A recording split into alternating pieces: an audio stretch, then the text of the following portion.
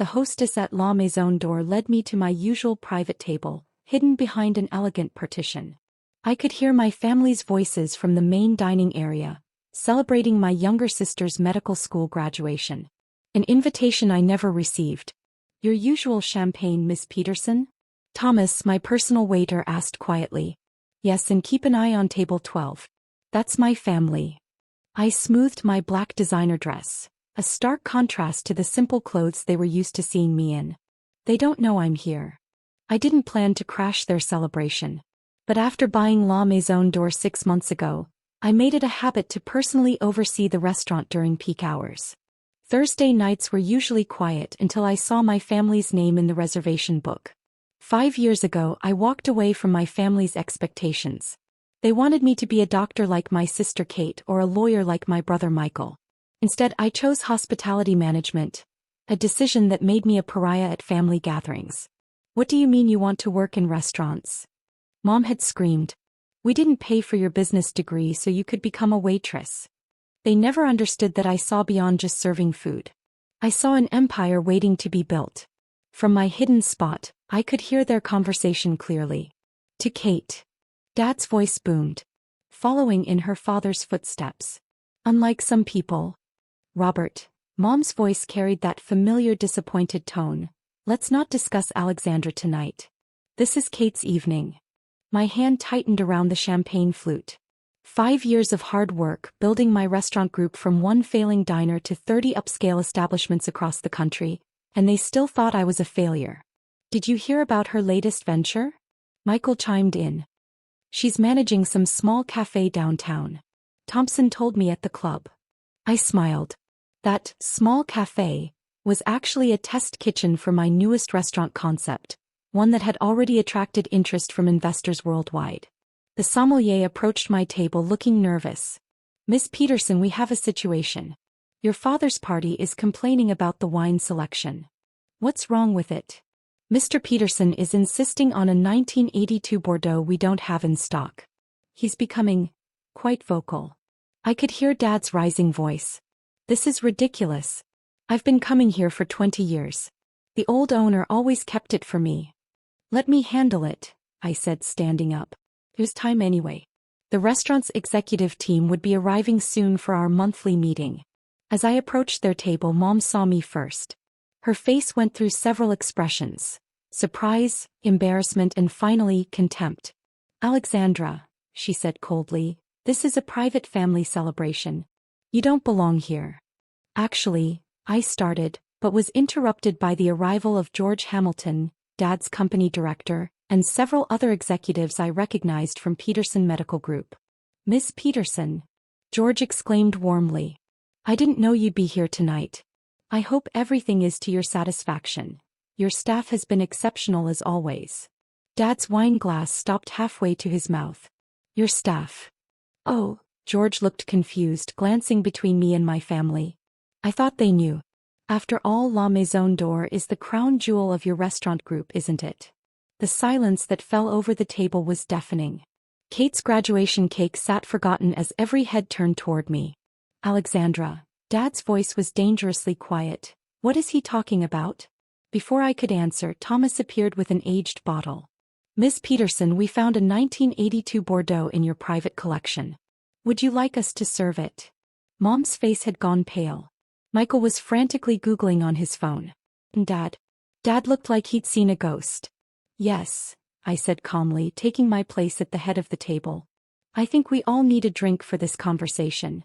The 1982 Bordeaux sat unopened on the table, a testament to the thick tension filling the air. George Hamilton and his executives had tactfully moved to another table, leaving my family to process their shocking discovery. I don't understand, Dad finally broke the silence. You own La Maison D'Or? That's impossible. This restaurant is worth 12 million, I finished for him. Plus another 3 million in wine inventory alone. And yes, I bought it 6 months ago. Michael's phone clattered onto his plate. Holy shit, Alex. Peterson Restaurant Group. That's you? The company that's been buying up all the premium restaurants in the city. Not just the city, I corrected him. We have locations in New York, Los Angeles, Chicago, And we're expanding to London next month. Mom's perfectly manicured hands trembled as she reached for her water glass. But you work at that little cafe. The Innovation Kitchen? I smiled. That's our test facility where we develop new restaurant concepts. We've got a 3-year waiting list of investors wanting to partner with us. 3 years ago, Kate spoke up, when you missed my white coat ceremony. I was in Paris, acquiring our first international location. I gestured around the elegant dining room. Where do you think these chandeliers came from? Dad's face had turned an interesting shade of red. Why didn't you tell us? Tell you. I laughed, but there was no humor in it. Like when I tried to tell you about my business plan 5 years ago. You called it a waitress's fantasy, and threw it in the trash. The memory was still fresh.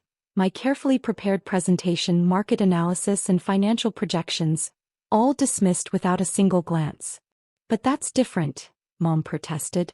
You were just starting out. This is. She gestured helplessly at the opulent surroundings. This is exactly what I planned from the beginning. I finally opened the Bordeaux, letting it breathe. I saw an opportunity in the high-end restaurant market. While everyone was focusing on casual dining, I knew there was untapped potential in luxury establishments. The Peterson Medical Group account, Dad suddenly said, realization dawning. Our corporate events, they've all been at your restaurants, haven't they? Yes. George has been a wonderful client. He at least saw the value in what I was building. Those charity galas I chair, Mom whispered, the hospital fundraisers. All catered by my restaurants, I confirmed. Though you never bothered to check who owned them. The sommelier appeared with several contracts in hand. Miss Peterson, the executive team is ready for the monthly review. Shall I show them to your private dining room? In a moment. I turned back to my family. Would you like to know what else you've missed while you were busy being ashamed of me? I pulled out my phone and pulled up a familiar photo, me shaking hands with the mayor at the City Business Awards. That's from last month's paper, Michael stammered. Entrepreneur of the Year. The youngest ever to win it, I added. Though I noticed none of you congratulated me. Then again, you probably didn't read past Restaurant Group in the headline. Kate, always the peacemaker, tried to salvage the situation. Alex, we didn't know. No, you didn't want to know, I corrected her. It was easier to think of me as the family failure than to accept that success doesn't always wear a white coat or carry a law degree. The executive team was visible through the restaurant's glass walls, waiting patiently in my private dining room. Among them sat 3 Michelin-starred chefs, 2 international investors, and a celebrity restaurateur who'd begged to partner with us. Yet here I sat, still feeling like that disappointed daughter from 5 years ago. Your empire, Dad said slowly, testing the words. How big is it exactly? I pulled out my tablet and slid it across the table. See for yourself. Full financial reports, acquisition history, current holdings, and future projections. Their heads clustered together, eyes widening as they scrolled through the numbers. Michael the lawyer whistled softly. Alex, you're worth more than Peterson Medical Group. 3 times more actually, I corrected. And before you ask, Dad, yes, I know your company is struggling. Your CFO approached us last month about buying your corporate headquarters building. Dad's head snapped up. You own that too? I own the entire block. Your lease renewal is coming up next quarter. I took a sip of the Bordeaux. I was planning to tell you over a formal meeting, but since we're here. Alexandra, Mom interrupted, her social anxiety clearly kicking in. All those charity board members I've been trying to impress. They've been dining in your restaurants. Yes, and they all know who I am. That's why Mrs. Hamilton always looks amused when you talk about your struggling daughter in hospitality. Kate set down her medical school graduation cap. The graduation dinner I've been planning at Le Cirque next week. Pie restaurant, I nodded. Though you booked it through an events coordinator. I took the liberty of upgrading your menu and adding a few special touches. Consider it my graduation gift. But why keep this secret? Dad demanded. Why let us think? Think what? I stood up, my composure finally cracking. That I was a failure? That I'd made the wrong choice? Do you know what it's like to build something extraordinary while your own family refuses to see it? I walked to the window, looking out at the city skyline. my skyline now dotted with properties I owned. Every time I tried to share my success, you changed the subject. When my first restaurant won Best New Restaurant, Mom, you talked about Kate's medical school acceptance. When we expanded to New York, Dad, you spent dinner bragging about Michael's first corporate case. I turned back to face them. So I stopped trying. I let you have your narrative about your disappointing daughter. Meanwhile, I built an empire. The executive team was getting restless. Through the glass, I could see them reviewing documents for our latest acquisition. Ironically, the country club where my parents had spent years apologizing for my career choice. Miss Peterson, Thomas approached discreetly. The Tokyo investors are on the video call. Tell them 5 minutes. I returned my attention to my family. Now, if you'll excuse me, I have a business to run. Wait, Dad stood up, his voice uncharacteristically humble. The building lease, my company, will be reviewed fairly like any other business proposal. I straightened my designer jacket. You can submit it through proper channels. I don't mix family with business. You taught me that, remember? And Sunday dinners? Mom asked quietly. Tell that we know. Are still by invitation only, I finished. That you might want to rethink your guest list. Your unsuccessful daughter is now your landlord, your caterer, and apparently... I glanced at my phone's latest notification, the new owner of your beloved country club. The look on their faces was priceless. Kate, I turned to my sister. Congratulations on medical school. Your graduation dinner at Le Cirque will be memorable, I promise. Michael, I nodded to my brother. Next time you want to know about my small cafe, try reading the business section. We were featured in Forbes last week. I gathered my things ready to join my executive team. Mom, Dad, it's been illuminating. The wine's on the house. After all, you are dining with the owner. As I walked away, I heard Kate whisper, Did you see her watch? It's worth more than my student loans.